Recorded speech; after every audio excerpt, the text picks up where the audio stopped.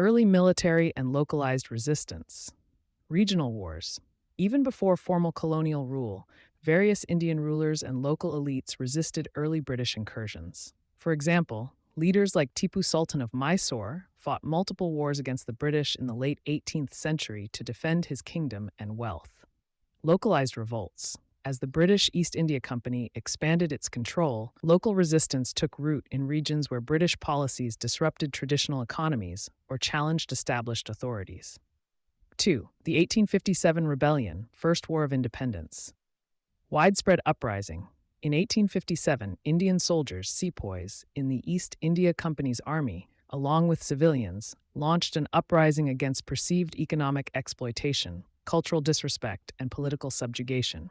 This rebellion was partly a reaction to the British practices of resource extraction and cultural interference. Economic grievances. One contributing factor to the revolt was the drain of wealth from India, as resources and artifacts were systematically extracted and transferred to Britain. This economic exploitation, along with other grievances, galvanized widespread discontent across various strata of society. Number 3. The nonviolent struggle for independence. Civil disobedience. In the early 20th century, leaders like Mahatma Gandhi reframed the struggle.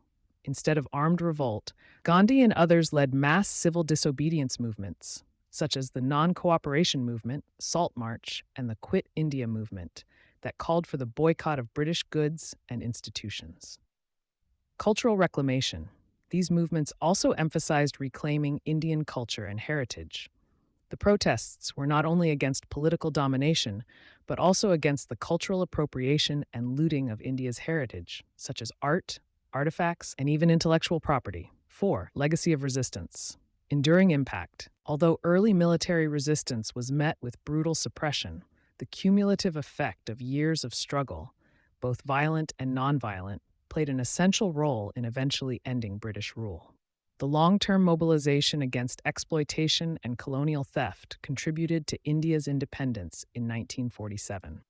Continued debate over looted items. Today, the debate continues over the repatriation of cultural treasures like the Kohinoor diamond and numerous artifacts held in museums in the UK, which remain symbols of the broader struggle against colonial exploitation.